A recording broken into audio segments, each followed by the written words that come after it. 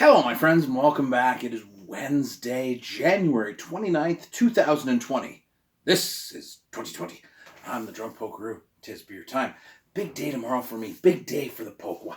Poke on air. I'm going to be joining the morning grind on Y108 here in Hamilton. Talk about Ontario. Well, more specifically, Hamilton craft beer. So I reached out to all my craft beer family here in Hamilton. Said, hey, I'm going to be on the Y108s. Anything you want me to tell them they got coming on. So everybody reached out and told me what's new, what's coming up. And then I stopped by and picked up some beers because got to bring beers. If you're going to go visit friends, you always bring beers. So thank you to my friends at Lager Shed, Shawn and Ed Brewing Company in Dundas. Still one of the prettiest breweries in Ontario. I implore you to go visit. It's in a converted curling rink. I haven't been in about a year and a half.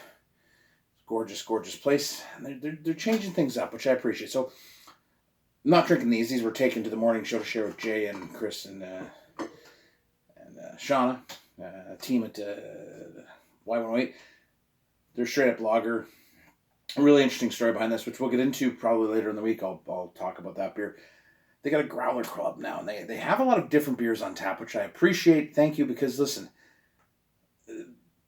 I've come full circle in my beer life, where I appreciate lagers and appreciate what they are. And Lager Shed makes a fine lager. Beautiful lager. Good beer. That's a good beer. But they also have stuff for the beer nerds and for the regulars to try. So they have a growler club, which I am now a member of. Thank you for that. That was very nice of you. My family's from Dundas, so, nice. Go visit family, go pick up some beer. Works for me. Right now, they have a fooder. They have a fooder. It's a big oak barrel. They're brewing beers in there. Small batch, do some fun stuff. First one up here, this year's Hoppy, 7%, 90 IBUs. Old school English style IPA, I would call it. That's the best way to describe it. Lower carb, very, very crushable for 7%. I got a growler fill. Because of course I did. Like, what growler would you like? I'm like, new glass too. I'd be at a new glass having. So, Lager Shed. Focusing on lagers is difficult because, let's face it, beer nerds want IPAs and sours, and that's not their focus. Great talk with Ed. I really appreciate it, and then the team there, guys, made me feel welcome. It was awesome. I'll be back again, obviously, but so this is just for me. This I'm sharing. This is just for Daddy. Yeah, I love the concept of a growler club. I mean, we're in a few, but yeah. So you're getting some orange and grapefruit and some pine off the nose. I'm excited to go on the radio. I have a face made for radio, but I'm excited to go on the radio and tell people about beer in Hamilton, because there's beer everywhere in Hamilton that we need to talk about. Every brewery. I got stuff on everybody, so don't you worry. But we're going to start with our friends from Lager Shed. Shawn and Ed Brewing Company. Be Hoppy. I can do that. Cheers.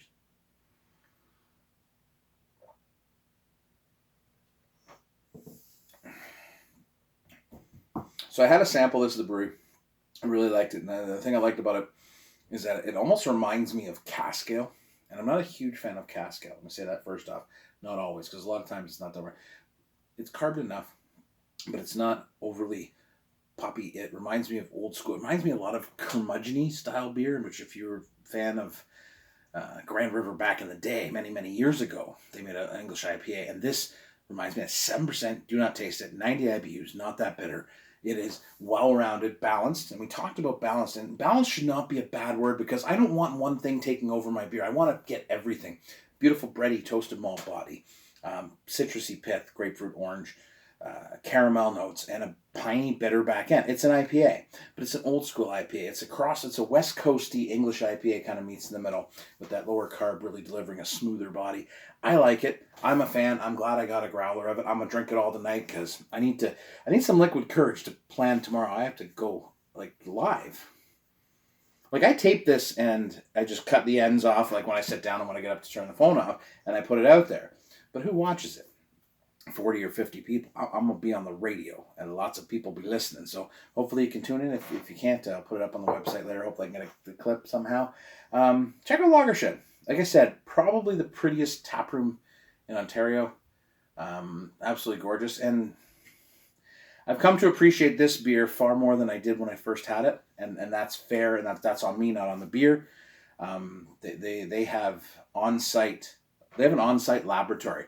And for a brewery that size to have that, that's a huge financial commitment. They have a staff. They have like a doctor that takes care of that stuff.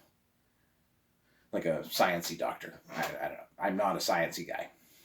But to me, that's a commitment to this style of beer, that they make the best effing lager they can. So I'm plotted. Like I said, we'll talk about this later in the week. For now, I have a growler full of beer I'm going to go drink, watch the Leaf game. But thank you very much, Ed, today for the talk. I appreciate it. Straight talk, no bullshit. And that is something I can appreciate as a beer drinker. So thank you. Thanks for the beer. Thanks for the positivity. I really appreciate it. Thank you, everybody at Lager Shed and Shawn and Ed. Sorry for the condolences about Jinx. That meant a lot to me, talking about our pets. That was a big deal. So thank you, everybody. Appreciate it. Many thanks. See you tomorrow on the air. Poke on air.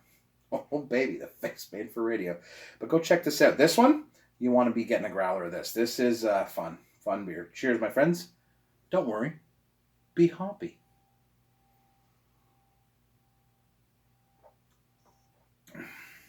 I don't know that I've sort of misquoted Bobby McFerrin in a beer video before, but it's the first time for everything.